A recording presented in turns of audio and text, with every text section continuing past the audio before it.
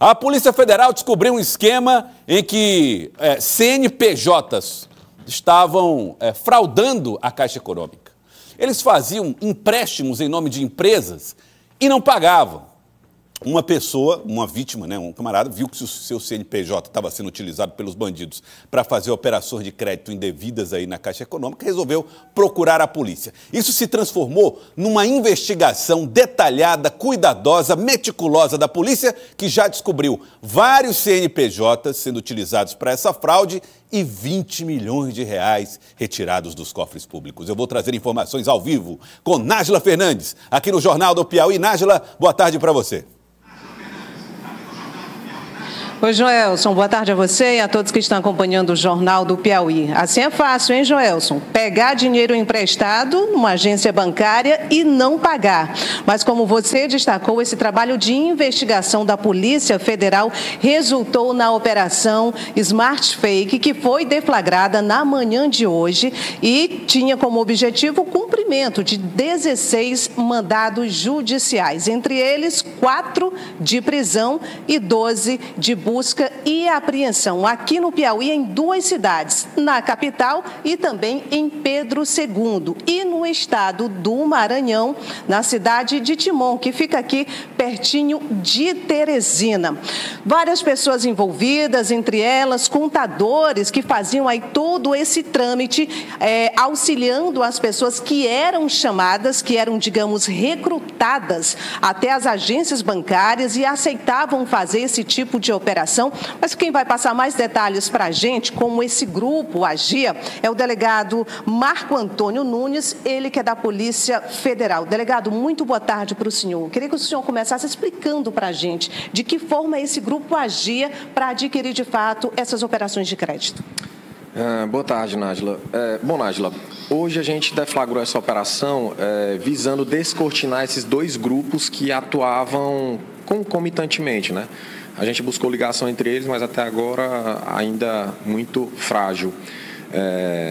Basicamente, eles cooptavam pessoas que iam até esses núcleos, né, até esses agentes, e esses agentes pediam: olha, você tem a oportunidade de aumentar o seu patrimônio, só que aí você vai ser incluída nos cadastros do Serasa, SPC, enfim. Só que você vai receber um dinheiro e aí você vai repartir. E para isso a gente vai fazer toda a documentação necessária para apresentar para a Caixa Econômica. A pessoa aceitava, recebia um percentual e o resto era distribuído entre os agentes daquele núcleo criminoso. As pessoas que aceitavam, por exemplo, emprestar, digamos assim, o nome da empresa, a documentação, eram empresas que de fato existiam ou eram empresas criadas? Perfeito. Algumas empresas já existiam há algum tempo, e aí eram remodeladas para a atividade criminosa. Outras empresas não existiam, porque, como é de conhecimento, alguns bancos eles não liberam crédito para empresas novas, né? E aí as empresas que não existiam, elas tinham que ter elas já abriam com o capital todo fraudado, e aí era feito esse empréstimo de valores relativamente altos. Mas as empresas que já tinham algum tempo no mercado, que passavam para a atividade criminosa, tinham um valor bem maior. Joelson, a gente sabe, inclusive, que para conseguir, de fato, crédito em qualquer agência bancária, independente do valor, mas principalmente quando esse valor ele é alto, é realizado ali uma série de avaliações, de critérios por parte da própria agência bancária para, de fato, liberar esse crédito, esse dinheiro. E aí eu pergunto para o delegado uma vez, Joelson, que essas operações, essa documentação ali aos olhos da Caixa Econômica Federal estavam acima de qualquer suspeita. Então, diante disso, delegado, eu lhe pergunto, tinha participação de algum funcionário, algum agente ali da Caixa envolvido em tudo isso? Sim, até agora a gente constatou que há o possível envolvimento de uma pessoa da Caixa Econômica nesse esquema criminoso. E aí ele recebia essa documentação, porque eles têm metas a cumprir, e aí ele recebia essa documentação e procedia a esses empréstimos. O Joelson no estúdio, delegado, tem uma pergunta para o senhor. Pois não, Joelson? Bom, Nájila, queria saber se esse servidor da Caixa, que está sob investigação, é daqui do Piauí. E outra coisa, os CNPJs, qual era a natureza desses CNPJs? Era microempreendedor individual, eram empresas maiores? Porque tem nomes aí, estão falando de CNPJs, mas você tem que apresentar um nome de um responsável nessas aberturas. E eu soube, inclusive, que algumas dessas empresas eram abertas, tomavam os empréstimos e os camaradas davam baixa no CNPJ logo depois, né? Deu para ouvir, delegado? Deu para ouvir. Inicialmente, o servidor era daqui do Piauí, né? E as empresas, algumas empresas, elas eram maiores, mas a maioria eram menores, né? Pequenas empresas. E aí, após esse empréstimo, normalmente o que fazia era cancelar, né?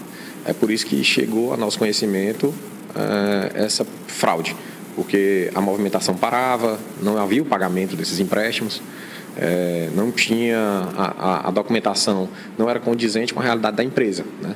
E aí, para confirmar as nossas suspeitas, a gente endereçou algumas equipes para analisar o local onde era declarado que aquela empresa funcionava.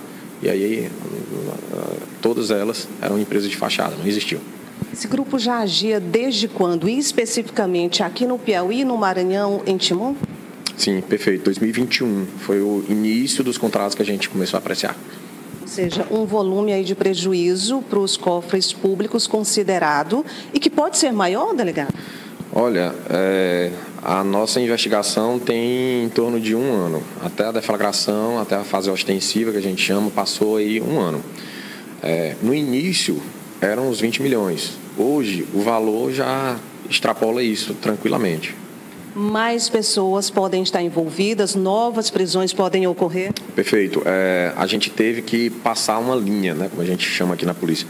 A gente teve que passar uma linha porque eram tantos envolvidos que a gente teve que suspender e deflagrar com aquilo que a gente já tinha. As investigações vão continuar.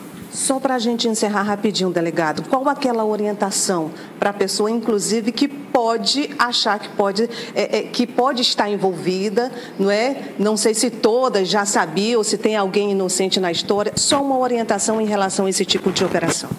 Em relação a essas pessoas que se envolveram, procure a Polícia Federal, venha até a Polícia Federal, tente trazer as informações, a verdade dos fatos, que a gente vai analisar aqui e tentar esclarecer da melhor forma.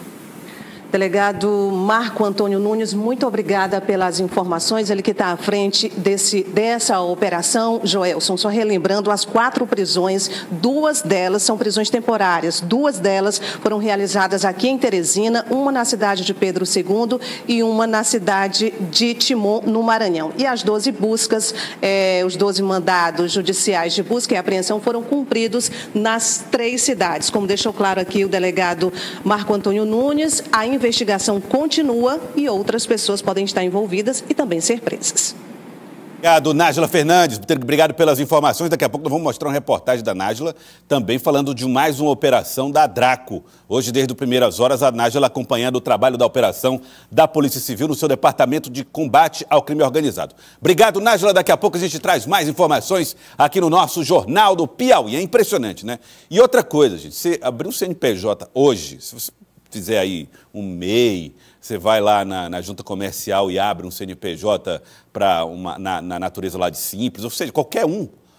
Você abre agora e de tarde você começa a receber ligação de empréstimo, você começa a receber e-mail de gente querendo aplicar golpe, ou seja, os seus dados, as suas informações estão aí.